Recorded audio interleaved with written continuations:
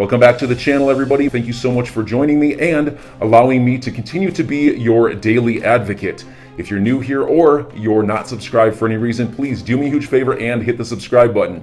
Thank you to all of you who have been watching and following me for so long. It truly means a lot, and I'm glad that I can be this person. So guys, I want to start this off by quickly covering what set me off on Twitter today, and that has to do with this interview between Laura Shin and Nikki Kristoff. They were essentially talking about how they believe the crypto community has been counterproductive in the crypto community, calling out different regulators, specifically talking about Gary Gensler.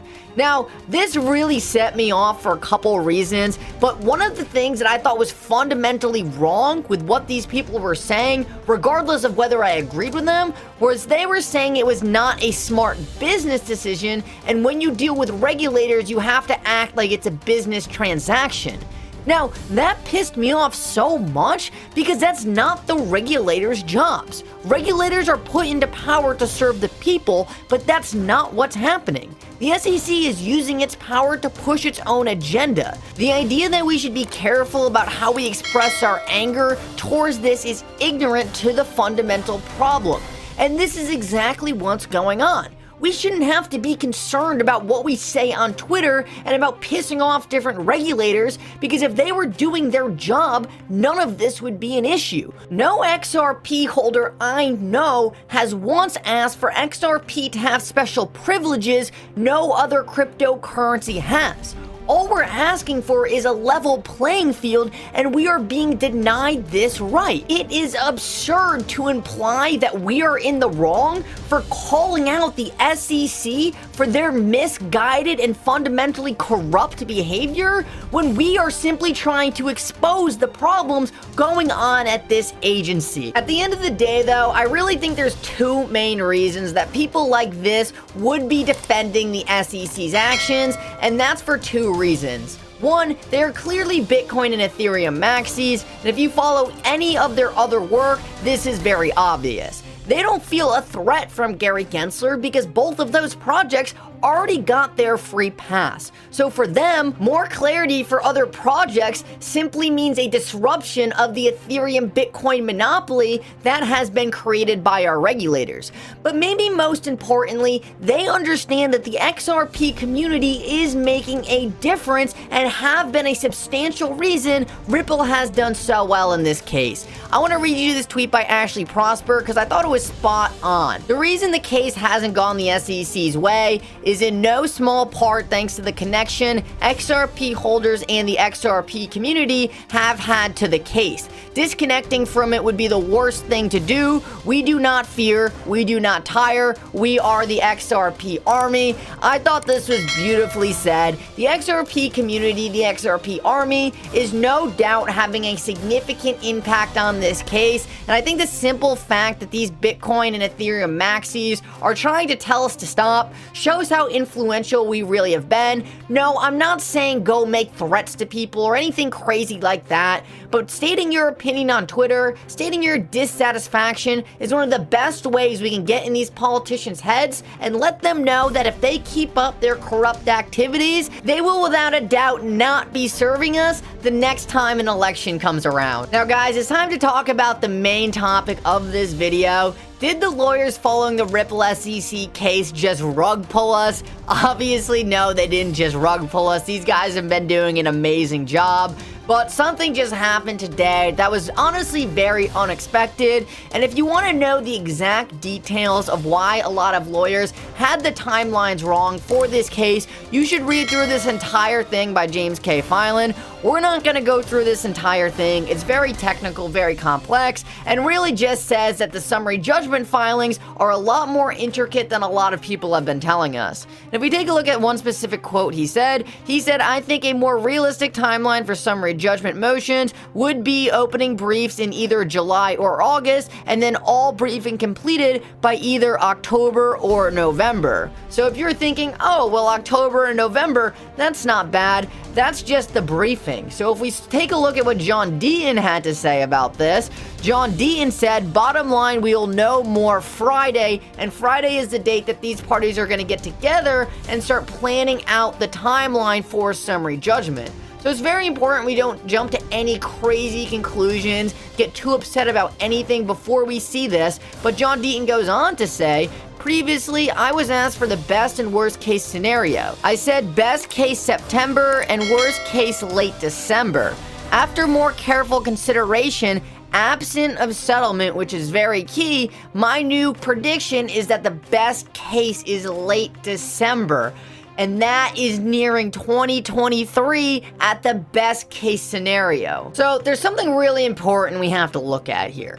All of this is all about summary judgment. It's about Ripple winning the case outright. One thing we know for sure, Ripple has always been on the right side of the facts, always been on the right side of the law, and their arguments have been destroying the SEC in court thus far. So this summary judgment, these new dates being proposed by the lawyers, have to do with Ripple winning outright in summary judgment. Now, I see a lot of lawyers on Twitter saying that they believe this is now a likely scenario, but I think it's so important to point out that this is not what they were saying just a couple short months ago.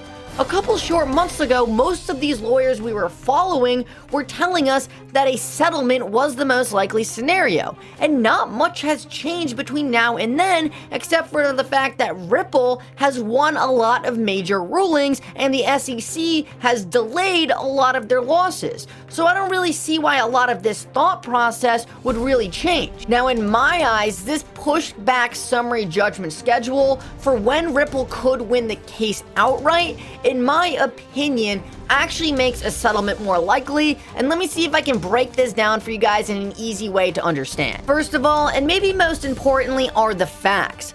Almost 90% of cases against the SEC end up settling.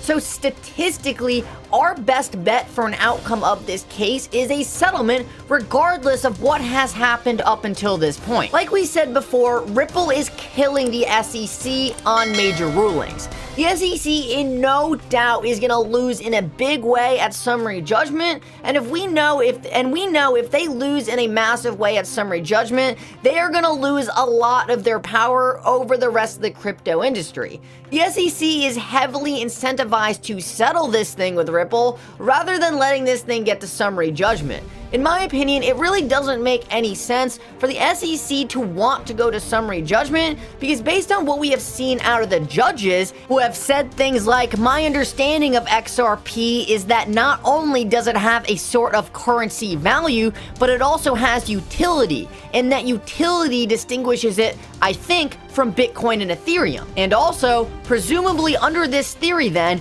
every individual in the world who is selling XRP would be committing a Section 5 violation based on what you just said. So based on these statements made by the court, as well as multiple very, very beneficial rulings for Ripple, I don't think it's much of a stretch to say at summary judgment, it's highly likely that the court would be leaning in Ripple's favor. So why would the SEC be willing to take this to summary judgment and lose their regulatory power over the entire crypto industry if they could settle this case, only lose their power over one cryptocurrency, XRP, and then continue to go after the rest of the crypto industry? It doesn't make any sense why they would push this thing to summary judgment. And with this extended summary judgment timeline we are now looking at, it also doesn't make sense for Ripple to take it all the way. If summary judgment was right around the corner, Ripple could say, hey, we might as well beat the SEC at summary judgment. We've already come all this way. Let's just end it. But instead, now if Ripple has to wait a whole nother year to end this thing, they might be incentivized to say, hey, look, SEC, we'll pay you what you want. Just tell us XRP is not a security in writing and we'll be on our way. That's good enough for us. You don't have to hand over the Bill Hinman emails. None of that gets leaked to the public. You can keep going after other crypto projects, but XRP is good and we're out of here. Based on everything I have seen, talking to different lawyers, following this case, it seems to me like this makes the most sense, statistically and in a way that benefits both parties. Now guys, like I said earlier, we're gonna have to wait till Friday Friday to see how this is going to play out. Hopefully then we'll have a better idea of how all of this is going to go down. But this is my initial thinking as of now. I am confident that there will be a settlement. I don't think it will go to summary judgment based on how I think it will impact both parties, but also based on the statistics of other SEC cases. So enjoy your day, everybody. I'm always here for you. Leave any comments or questions below, and be sure to subscribe. But thanks, everybody. I really appreciate you. Enjoy your day, and I always have your back. So thanks so much, everybody.